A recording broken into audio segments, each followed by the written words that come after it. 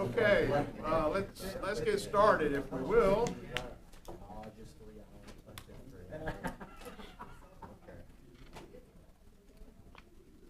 All right, welcome everyone. Call the meeting to order, and it's like we have 100% attendance, so we do have a quorum. All right, agenda item number 1 is consideration of the minutes and from the December 8th, 2023 commission meeting. And I'll entertain a motion to regarding those minutes. Move to adopt. Second. Move to adopt the minutes of the December 8th, 2023 commission meeting as circulated is the motion. Do I have a second? Second. Okay. Any discussion or questions anybody has? All right. Call for the question. Everyone who is in agreement to pass the motion, raise your hand. Okay. Thank you.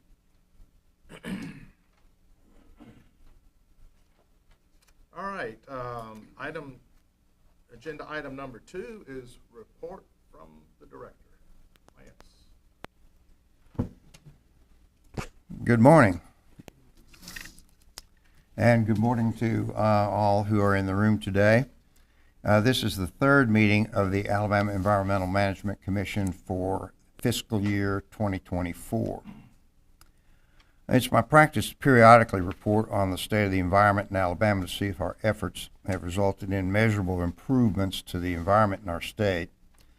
Today's report will update you on the latest information concerning the condition of Alabama's environment. In looking at the state of the environment in Alabama, I'll also contrast the environmental quality data that can be measured to the public perceptions of the quality of the environment in Alabama.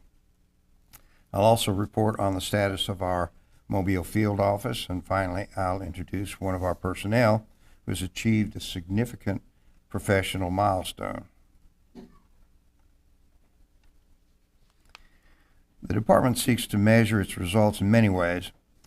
At the October 23 commission meeting, performance against the annual operating plan was analyzed. At the commission meeting in April of 24, we will do the annual review of the EPA-generated quantitative compliance and enforcement metrics comparing all states. When the EPA state review framework audit is performed every 5 years, as it was last year, that information is also provided. And then periodically, we also review the latest information on the trends in the environmental quality in Alabama. Today, we'll look at the state of the environment in Alabama to see if the efforts have actually resulted in measurably better quality environment in Alabama. The last report on the state of the environment was 1 year ago. The state of the environment takes the longer view and compares the quality of Alabama's environment when reliable records were first available 20 to 30 years ago versus where it is now to see if Alabama's environment is improving.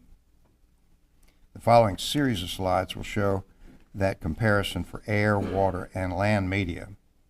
Unlike the quantitative performance metrics available from EPA, comparable environmental quality data from the other states is not available. In this report on the state of the environment in Alabama, we'll do something a little different from past years. We will still review the quality measures over the last 20 to 30 years, but we will also use information from a survey of public perceptions to see if the public's perceptions match up with the actual data. Every 5 years since 1998, the department has contracted with one of our state universities to perform a survey of public perceptions regarding several aspects of environmental quality in our state. The same questions are asked each time to allow us to see trends. The participants do not know ADAM commissioned the survey. As you'll see, the public has both correct and incorrect perceptions. One of our endeavors is to improve communications with the public and help the public develop accurate perceptions about the state of the environment in Alabama. We begin with air data. There are 6 basic air quality standards: carbon monoxide, oxides of nitrogen, sulfur dioxide, fine particles, ozone, and lead. There is also a regional haze goal. Over time, most of the standards have been revised, each time becoming more stringent. In 2008, EPA set a 2018 goal for local reductions in haze. As this slide shows, one by one, Alabama has been able to attain individual air quality standards statewide, even as those standards have become tighter. The carbon monoxide standard was first met in 1971. The NOx standard was also met back in 1971. SO2 in 1977. Fine particles standard was first met in 2013, followed by ozone in 2014 and lead in 2015. In 2015, for the first time since the Clean Air Act was enacted in 1971, the state reached attainment for all air quality standards. In addition, Alabama met the 2018 regional haze goal in 2013, 5 years early. This graph shows air emissions from major sources in Alabama since 1990. The red arrows correspond to the date that particular standard was achieved. The carbon monoxide, NOx, and SO2 arrows to the left reflect that those standards were achieved prior to the 1990 time frame for the graph, while the 3 arrows to the right represent the fine particles, ozone, and lead attainment dates of 2013, 2014, and 2015, respectively. As you can see, emissions have declined materially, and improvement continues even after those ever more stringent air quality standards were attained. Overall, the trend of declining emissions, last reported on the state of the environment in Alabama in 2023, continues. The air quality in Alabama clearly has improved since 1990, and it continues to improve. Our recent survey shows that about 51% of the public correctly perceive that the air quality in Alabama has improved during their lifetime. About 36% think the air quality has stayed about the same, and about 13% think the air quality has declined. Looking further into the public's perception, respondents were asked to choose from a multiple choice list what is the biggest source of air pollution in Alabama.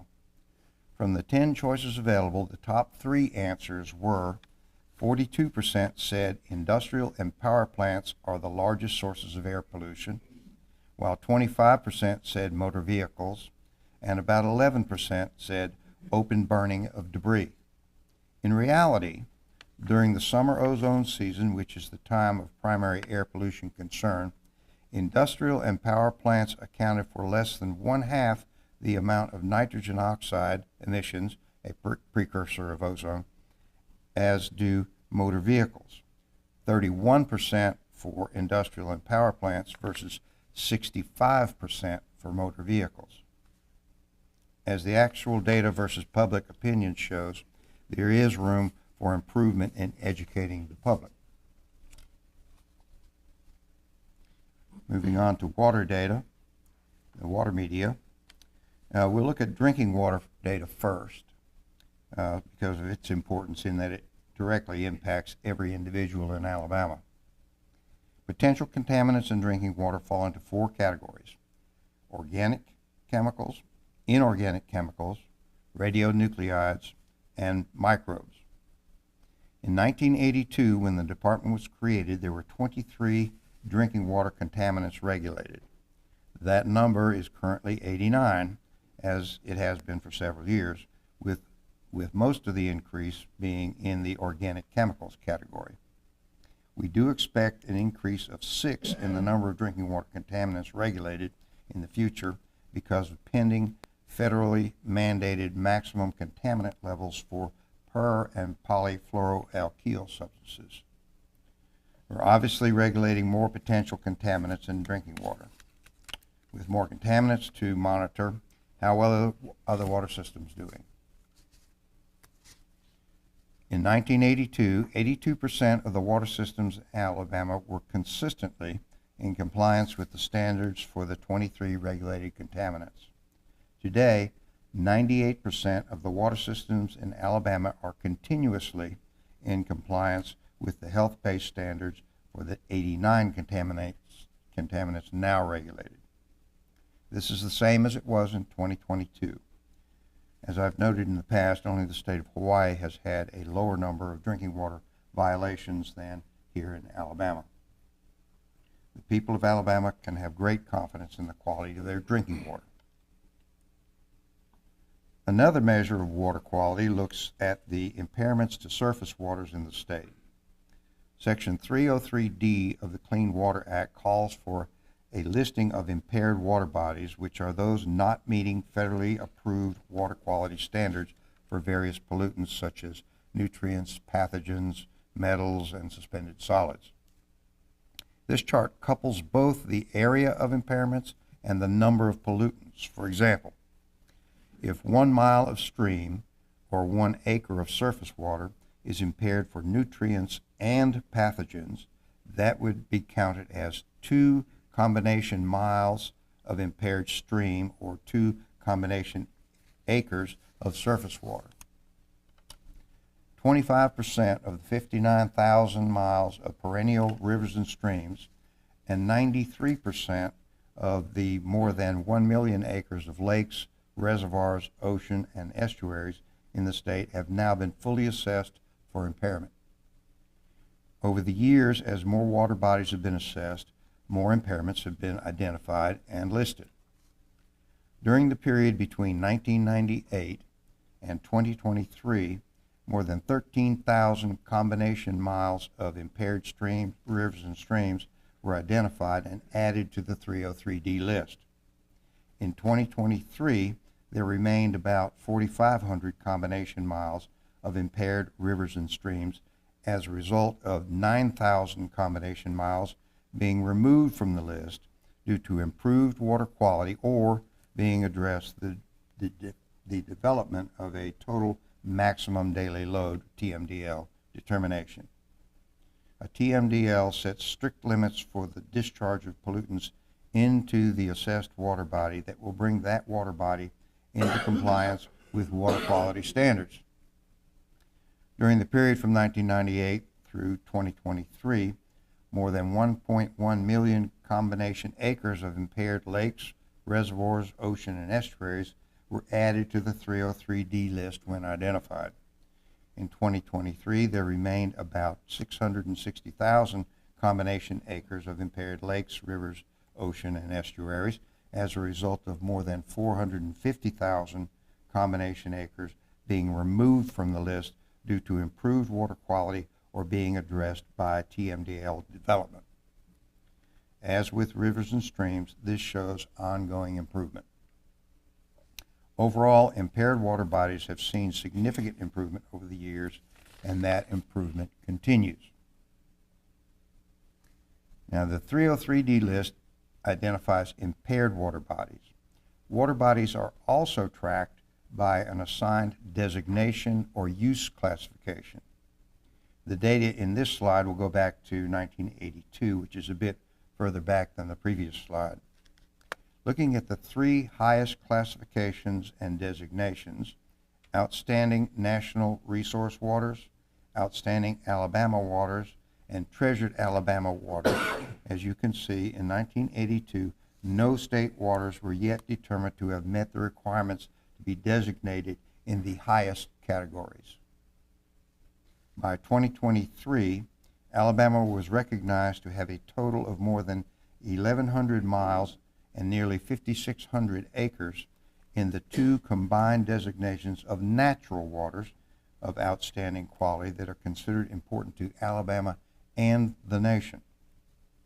Alabama also has more than 40,000 acres of exceptionally high quality waters resulting from the man-made impoundment of watercourses into reservoirs with the treasured Alabama Lakes designation. Conversely, at the other end of the scale, the number of miles of watercourses in the lowest use classification, which is below fish and wildlife classification and suitable only for industrial and agricultural use, has declined from more than 700 miles to just over 100 miles. Since 1982, Alabama has seen dramatic increase in waters qualifying for the highest quality designations and use classifications, and likewise dramatic decrease in those falling into the lowest classifications. As measured by drinking water, impaired water bodies, and water body designations and classifications, water quality in Alabama is exceptionally good and continues to improve. Looking at how the public perceives water quality improvement during their lifetime, about 59% rated water quality as improved. 28% saw no change, and 13% rated water quality lower over their lifetime. The data shows very clearly that water quality has been dramatically improving, so there is an opportunity for us to get that message out more effectively. Moving on to data from the land media. We begin by looking at landfills. Landfills are a necessary feature if we are to dispose of solid waste generated by each of us in a safe, efficient, and effective manner. In 1989, Alabama had 141 unlined municipal solid waste landfills. All of those have been closed. Today, there are 30 state-of-the-art lined MSW permitted landfills handling all the municipal solid waste in Alabama. Alabama, like other states, has had to deal with not only permitted landfills, but also with unauthorized solid waste dumps. Since 2009, nearly 2,300 unauthorized solid waste dumps have been remediated. This is up 3.3% over 2022. Nearly 1,700 of those have been remediated by actions against responsible parties, while nearly 600, representing innocent landowners, have been cleaned up using funds provided by the $1 per ton fee on solid waste disposed of in landfills, which was initiated in 2009. The responsible party number is up 3.6%, and the innocent landowner number is up 2.4% compared to 2022. In addition to safely disposing of solid waste, efforts have been expanding to reduce the total amount of solid waste in Alabama by promoting recycling. Once again, significant progress has been made since our last report in 2023, just as it has been in prior years.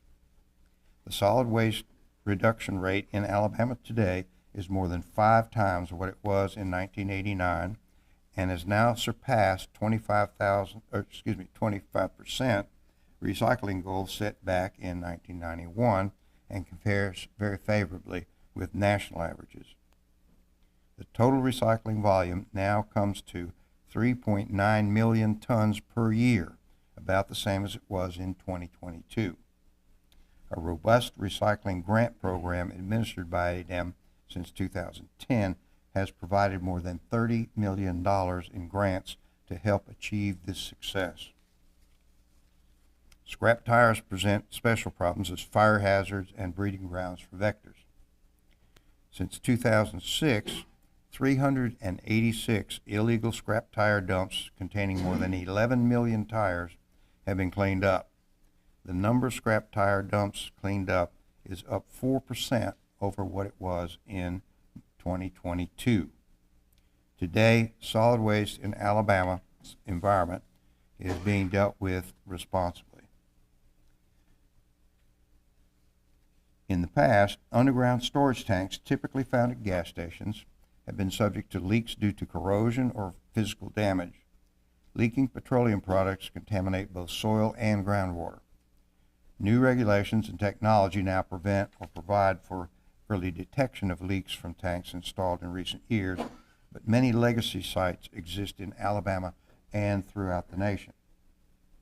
Since 1989, more than 12,400 leak sites have been identified in Alabama. More than 11,500, 93% of which is about the same as 2022, have been cleaned up, with 826 additional sites in some stage of the cleanup process. Groundwater contamination from underground storage tanks continues to decline. This slide shows what's been happening with other contaminated legacy sites known as brownfields. These most often are old industrial sites. As with underground storage tanks, new regulatory programs and technology have all but halted the creation of new brownfield sites. The brownfield program has identified 678 legacy brownfield sites in Alabama. Since 2001, 448, or about 2/3 of those sites, totaling 6,400 acres, have been returned to productive use. This is a 0.9% increase in the number of sites returned to productive use and a 0.7% increase in acreage returned to productive use since 2022. 94 of the remaining sites, totaling more than 8,100 acres, are actively enrolled in the Brownfields program. Work continues to identify, enroll, and clean up brownfield sites. The land returned to productive use is very often in prime areas for future industrial development. Both the environment and economic prospects in Alabama have been improved since 2001 because of this program. In the June 12, 2023 Commission meeting, I reported on brownfields legislation enacted during the 2023 legislative session that provides new incentives intended to further accelerate the cleanup of old industrial sites. You'll be considering rulemaking today to implement that new legislation. Our public opinion survey did not have specific direct questions about trends in the management of solid waste, but there were two questions that asked about the role of solid waste in contributing to environmental quality. One question asked respondents to choose from a multiple choice list, what is the biggest source of water pollution in Alabama? From the 10 choices, the top 4 answers were illegal dumping of litter and waste by individuals at 33%, industrial plants at 21%, municipal sewage treatment plants at 10%, and stormwater at 8.4%. By far, the largest source of water pollution in Alabama is in fact stormwater rather than illegal dumping of solid waste. The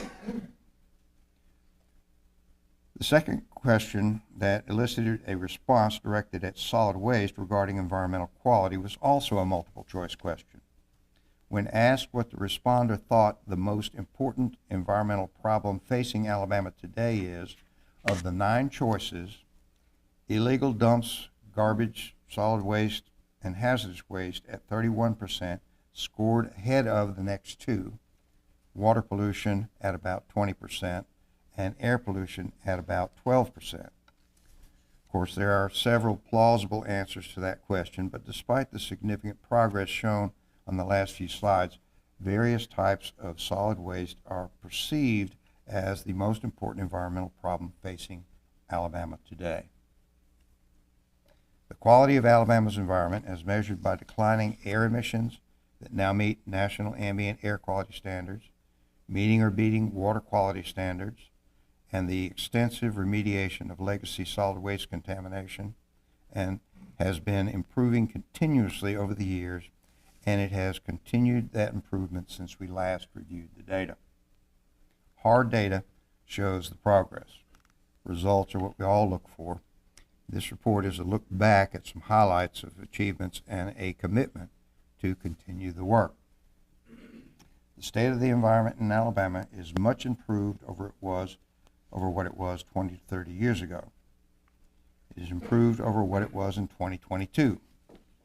Our citizens breathe much cleaner air, have higher quality water, and can be assured that solid waste management and the contaminated land remediation have significantly progressed. The current state of the environment in Alabama is very good, and overall trends are favorable. The department regulates 35,000 facilities in Alabama. Occasionally, some of those 35,000 regulated facilities, as well as entities not subject to ADEM regulation, encounter problems that result in adverse environmental impacts. This is the case in every state in the nation. Those affected by such events clearly have reason to be concerned. The department undertakes enforcement when warranted and works with other federal, state, and local governmental organizations as necessary to undertake corrective measures. Unwelcome as individual events causing great concern may be, this report on the state of the environment looks at the entire state of Alabama over time, and that also factors in the various violations of environmental regulations. A final finding in our recently completed survey of public opinion on the environment in Alabama shows overall 86% of the public considers the quality of Alabama's environment to be good, while 12% consider it to be bad. With only 2% answering don't know, it's pretty obvious nearly everyone has an opinion. Despite some misperceptions on various components of the environment, people in Alabama seem to agree with the actual data that the state of the environment in Alabama is good and getting better. On February 1st, the Mobile Field Office, that has been under construction for nearly 2 years, passed the Life, Health, and Safety inspection by the Alabama Department of Finance's Division of Construction Management, which signaled substantial completion of the facility. Move-in has begun. There are several punch list items that are anticipated to be completed in the next 30 days. When the punch list is complete, a ribbon cutting ceremony is planned, which should be in mid-March. We will be sending out a notice of the date and time about 2 weeks before the event. We'll be arranging transportation for commission members who may be able to attend. As you know, the department encourages our personnel to undertake professional development. It's an important element in our unified strategic plan and our annual operating plans. It's also part of our plan to recognize those who have achieved significant milestones in their professional development. I'm pleased to introduce Dustin Stokes in our Water Division, who recently, stand up, Dustin, thank you, recently completed the rigorous requirements to earn the accreditation of professional engineer. Keep standing, Dustin, let us see you.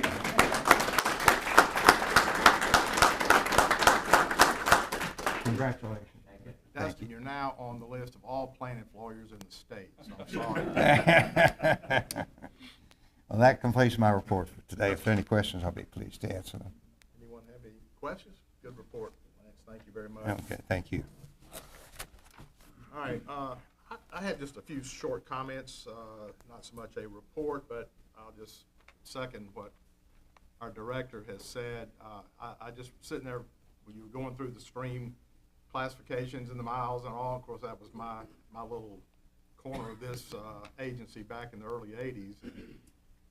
We were measuring stream miles with a USGS quad map. You still do that, Jay, at your business? And a little wheel thing. And I forgot the number. I think it was like 41,000 miles. I don't know. Jeff, you may know what it is now, but it's a whole lot bigger than that. So when you add all that in, I think those statistics are even more profound, because most of those streams that were not picked up by manual methods are in the rural forested areas, which were supposedly unimpaired or in great shape. So I think we have come a long way, and I can tell you, I know JP back here and others of you have worked in other states, and it's some stark contrast to how well we do here compared to how some other states handle their environmental issues. The pluses and the minuses. I mean, we do a great job here thanks to our good staff and leadership. So, but in saying that, I've been on this commission just a little over a year. And Dr. Tucker's our newest member here. We're looking forward to him getting up to speed. You'll be voted on next year and may end up in this chair. There was a hanging Chad issue or something in my vote, so I ended up here. But appreciate your confidence. And these folks are great to work with. They all have the heart of this state as primary concern. And we don't get everything right. No agency does, no department does, or entity anywhere. But they do. So I appreciate the hard work. And in that regard, sitting here observing for the last year, thinking what might the public and you who attend, and a lot of you know this, but like when we come here, we vote on a couple of things and we leave and go back to our responsibilities. We do. The meeting is run very well and very economical, thanks to Ms. Thomas over here and how she and Ms. Cranage and the director's office and others, Marilyn and you know, others that get the materials supplied to us. And so what actually happens is we spend about 2 hours, each of us separately, meeting with the director before this meeting sometime in the previous week or 10 days or 2 weeks. And it's not a 20-minute little sprint just to say we met. It's like a marathon. Lance should have been a preacher, I think. Reverend, he might take your job one day. So just hey, I got 2 churches. You can he would be good. But so that happens, and we are really informed on the details of everything that might come before this meeting and the department in general. And then on top of that, we get daily and weekly news briefs that are put out by the department. Debbie, Ms. Thomas over here, gets us all correspondence that comes to the commission and other correspondence that is relevant. And so we get a lot of information before this meeting happens. So when it gets time for the meeting, we don't hold everybody up 2 or 3 hours and you know, take more time than is needed, and to give time for the public and those who are signed up to speak, you know, have time to do that. So I just thought you ought to know that, because sometimes optics are different. Like, well, we come up here once for an hour, hour and a half every other month and turn around and leave, but that is not the case, I can assure you. And it's been an honor to do that, to hear how things are going in this state. They are going well, can be improvements, as the director has just said, and we all strive for that, and so we will continue on. So anyway, with that, I'll say no more, and we'll go to item number 4, I guess it is.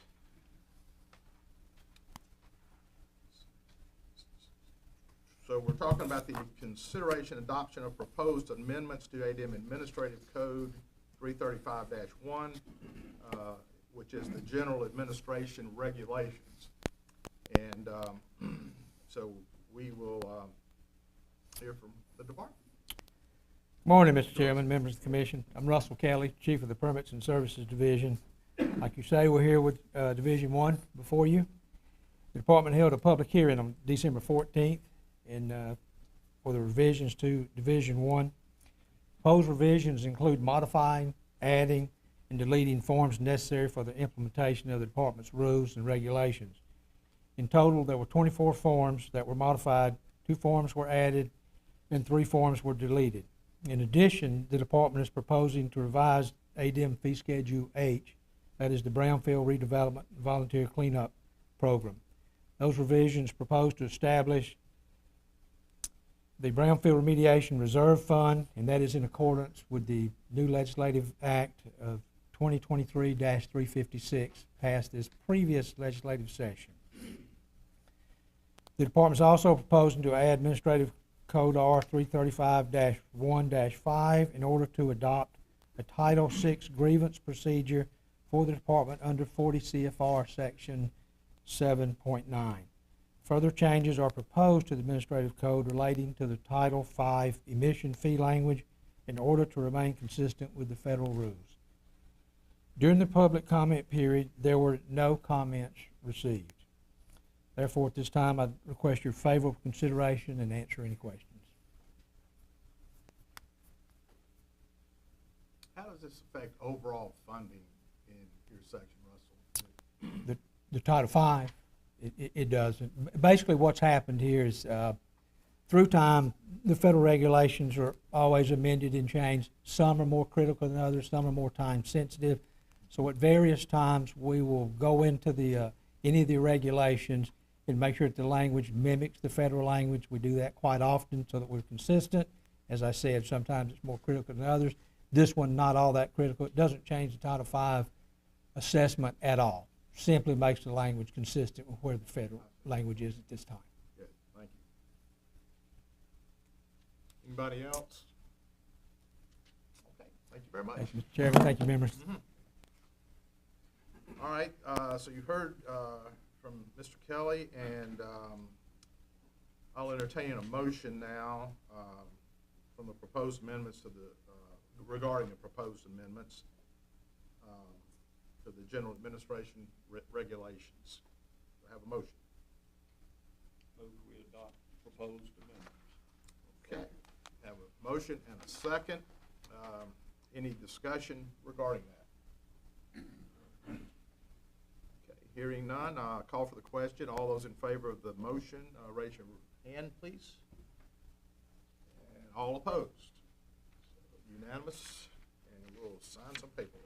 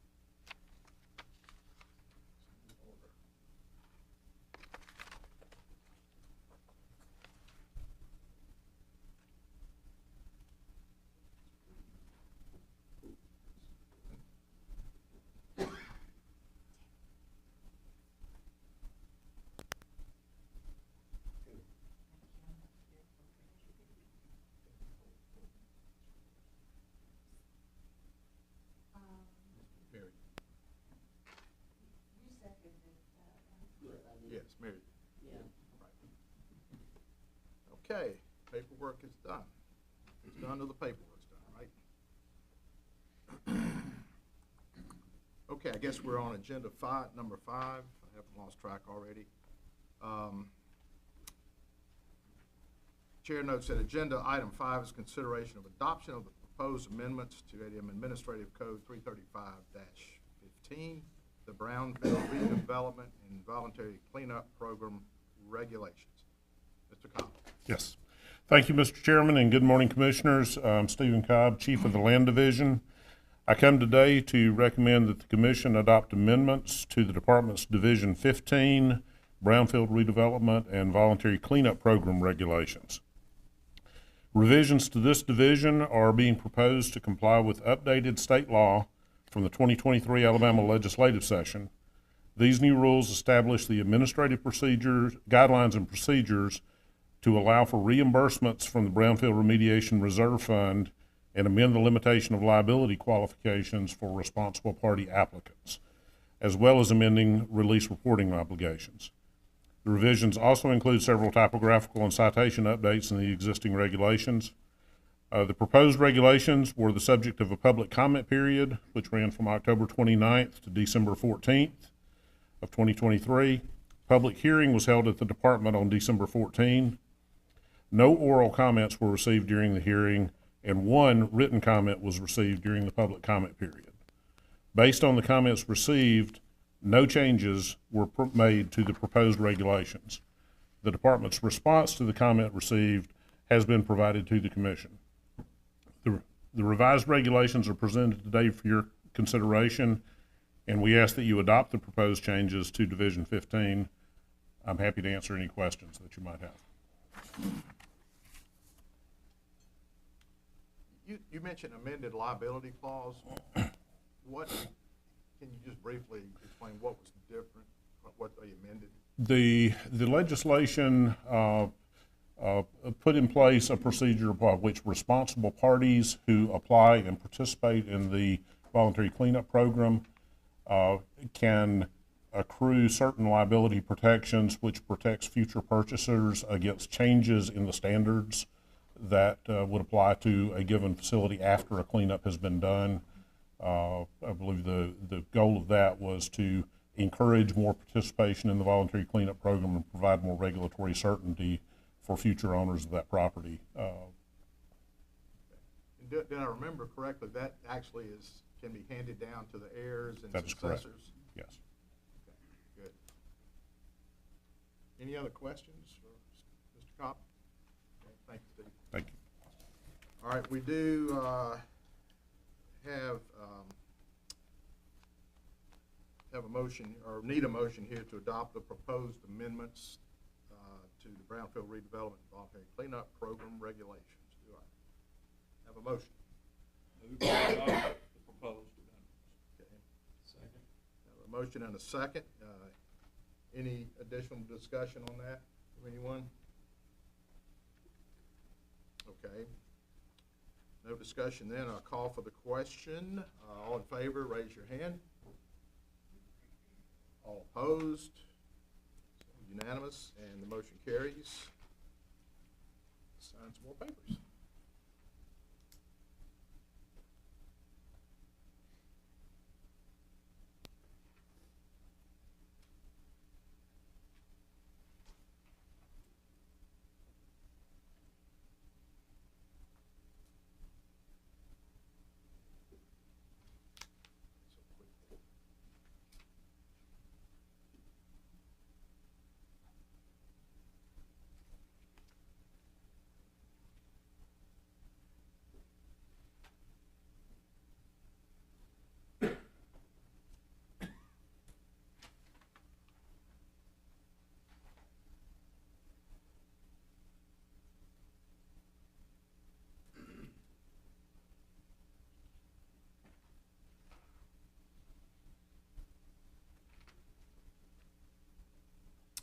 Okay, thank you. All right, agenda item number 6, other business. Any other business that come before the commission? Okay, not hearing any. Item number 7, future business, noting the date of the next commission meeting is April 12th, 2024. Is everyone available, if you know that now, for that meeting? Okay, we may be 1 or 2 short pending medical appointments, so let us know if, as we get closer to time, if there's a problem, so we avoid not having a quorum if we can at all. All right.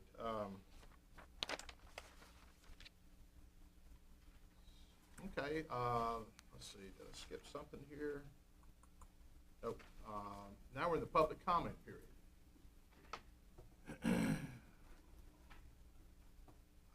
I note that there has been one person register from the public that has signed up to make a brief statement. Chair notes it there. I'll call on that person in just a second, as the names appear on the register, which is just one, so that shouldn't be a problem. And I want to just note that the speakers are encouraged to limit their statements to matters that directly relate to the commission's functions, and asked to observe a 3-minute time limit or the gong will come out. So names on the name, if I can find my paperwork, is Reverend Cody Gilliam. Did I say that right, Reverend? You got close enough, sir. All right. come, Giving a preacher 3 minutes, man, that's hard stuff right there. I was gonna say, we need a big gong, don't we? Well, I'm the pastor of Belmina Methodist Church and Walnut Grove Cumberland Presbyterian Church. I like to tell people at 9 a.m. I'm a Methodist, but at 11 a.m. I'm a Presbyterian. So Well, you I'm were happy to be predestined here for with you. that. Yeah, I'm happy to be with you today. Off of my circuit, I'm a dying breed, a circuit rider. I want to tell you a little bit about Belmina. Belmina was once considered for the state capital of Alabama. But old Cahaba beat us out, so we didn't get that distinction. But the second governor of Alabama owned the plantation there called Bell Manor, but they came through with a railroad and asked people there what the name of that plantation was. They said Belmina, and so the name stuck, and then they started calling the plantation Belmina and the town Belmina. That area is enriched in history. People have lived there since before the Stone Age, and people continue to live there. Of course, Tom lived there. Of course, Tom.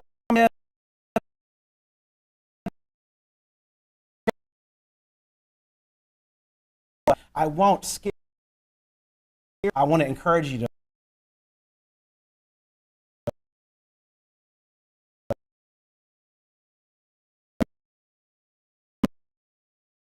then you need to look up the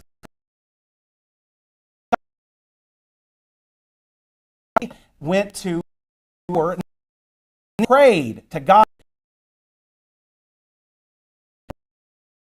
in our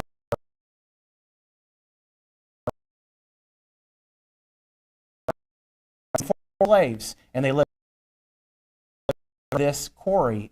Let me tell you something. If this thing goes stadium, I want to do one thing today.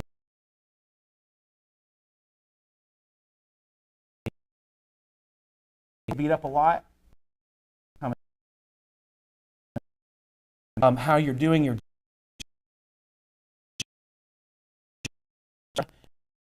similar taste, and I just want to thank everyone for this time. Look at me. I even only didn't even use all my time, but thank you so much for letting me come and let me speak.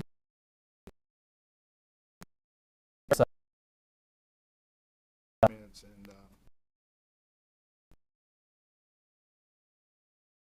in the department to do what the law requires and the best we can. So thank you. And that we want to, as just an added statement to not that particular, but communication with the department and even the commission is encouraged. I think we had a meeting here a couple of days ago with some environmental groups with the department that talk over issues, and so we certainly want to encourage that. So thank you again, and that's all we had on that part of the agenda. So we are basically ready to adjourn. So someone has a motion. That didn't take long. All right, a motion to adjourn, a second. Okay, Ms. Ruby seconded the motion, and any discussion on adjourning? Guess not. All those in favor, raise your hand. All opposed? So it passes. We're adjourned. Thank y'all for coming. Good job. No tomatoes.